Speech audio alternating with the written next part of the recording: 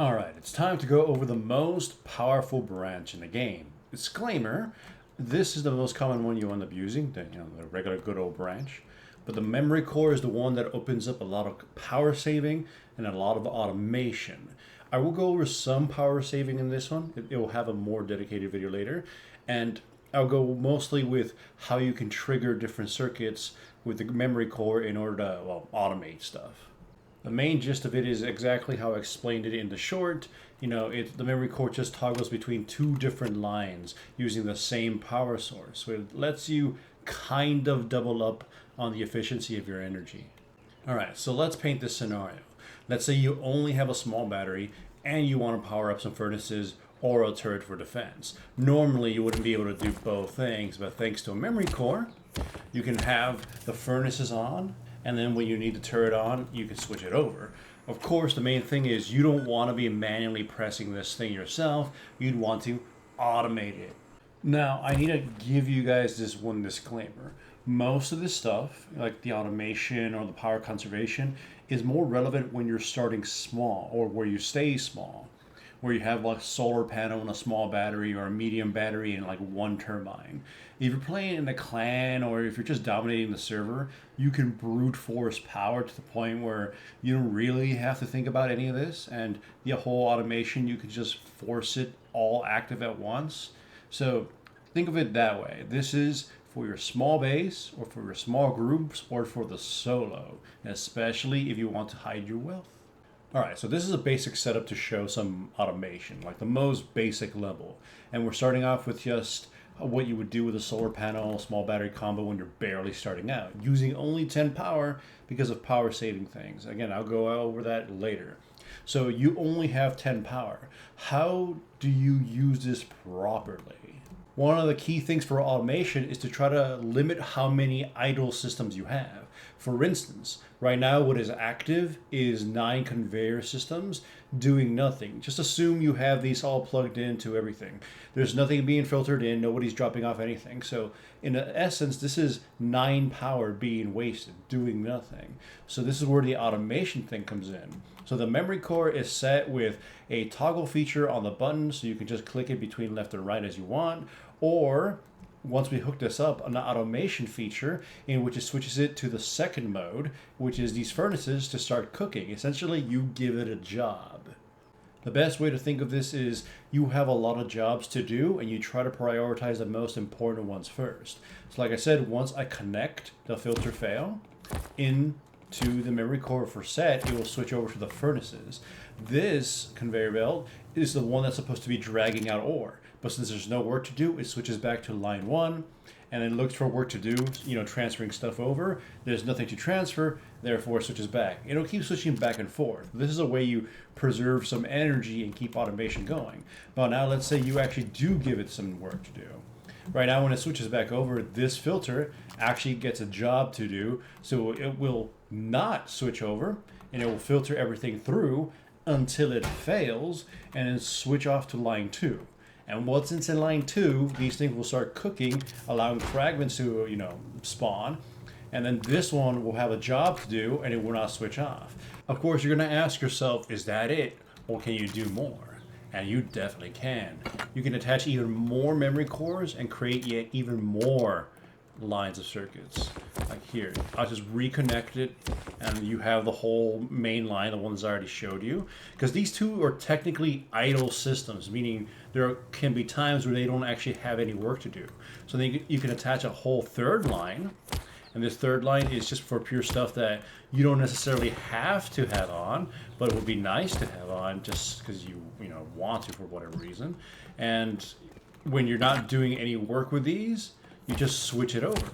So you see now I have the spotlight on. It's basically a luxury item, so to speak. And yeah, now you'll ask yourself, yeah, that's fine and dandy, but I don't want to be pressing any buttons. Well, that's where you can just keep adding more and more triggers to keep switching it back and forth between, different outputs for the memory core. Like in this case, I am going to attach one of the least used items that can do some cool stuff with automation, the storage module. So now that I have it attached and I put it onto the memory core, to the reset feature. As soon as I put an item here, it will switch over to the idle system so they can actually go do some work. And you know, they'll flip-flop back and forth, and then I could add another system to one of these, like line 1, to trigger to send it all the way back over here to a rest mode or a luxury mode or whatever. So you see, just keep adding more of these little triggers to go up and down these lines. All right, and one of the best ways to show you the power of automation is to show you one of my personal bases. So this here is the heart of my, well, foundation. It's 3 memory cores linked together along with some OR switches, and it allows me to have 4 different circuits of power. Each one of these circuits of power can switch between the other ones, and it will do a huge rotation until it reaches circuit 4, which is the idle mode, meaning all the stuff that is just nice to have on, like the water pump just collecting water, some light to make the plants grow, stuff that I wouldn't be too sad is if it's not functioning at the moment. And yeah, only 10 power is powering up at least about almost 40 energy worth of stuff. Industrial conveyors are at rest, electric furnace is at rest.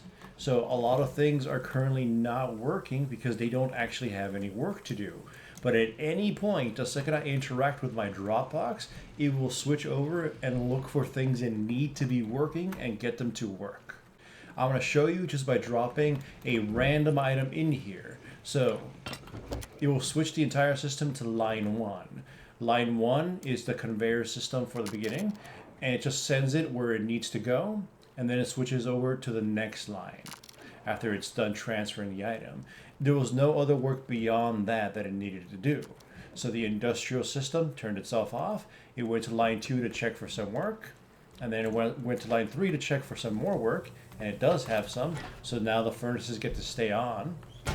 And as soon as the furnaces run out of work to do, it will switch over to line 4, which I'll showcase here. I'm just going to take out the ore, it'll run out of work to do, and it'll switch over.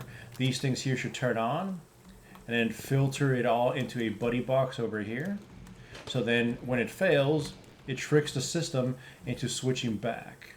So see, this one will turn on, it will transfer it over to this main one with the storage module, switches back to circuit 1 to begin the work of pumping it all into the spots it needs to be, and then switches back 2, 3, and 4. Again, it looks for work to do at all times. One of the best things too is that you could always also attach a manual like configuration to this, where you can just, if you need to switch it by yourself, you can just click the button, switch the automation to where you need to have it, and then it'll look for whatever task you want to assign it. If it can't do it, it switches over, bingo bango. This is the hard switch, so you can combine automation with manual manipulation. And like, yeah, look, I want to put in some actual, ore and some wood to switch it over line 1. It'll transfer it all over and then transfer to line 2, which you haven't seen work yet. Oh, there's a pig outside. But yeah, like I said, all of this is just running off 10 power, and all of it works synchronized. See, the work is done here, it's going to push out some work over here, and it's going to light itself up. Just absolute automation.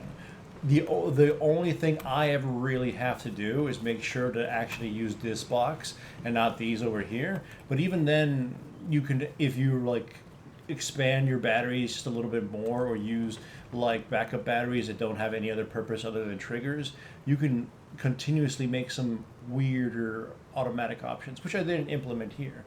But yeah, a lot of work goes into it, but once you start figuring it out, you can do some crazy automation stuff. Alright, so unfortunately I cannot tell you how to build this, so I was mostly using this just to showcase how the lines transfer from each other. And it's mostly relying on industrial conveyors failing, because they're one of the few systems in the game that you can kind of manipulate into doing, whichever trigger you needed to trigger. In this case, this is the industrial conveyor that forces it to switch from line 1 to 2. It is the conveyor system that relies on the biggest items in the game to transfer, at least. So if this one is transferring stuff, it freezes line 1, but if it doesn't, so it switches to line 2. This industrial conveyor here If it has no work to do, as in no ore or wood to pass through, it fails and will go to line 3. And those are electric furnaces, so it does the exact same thing. Then switches it to idle mode 4. Idle mode 4 essentially just waits for you to give it some job to do, and it keeps all the lowest priority systems online. And again, all of this, each line is at the maximum 10 power, and it's all being used. And again, it's just 10 power. That's so much efficiency right there.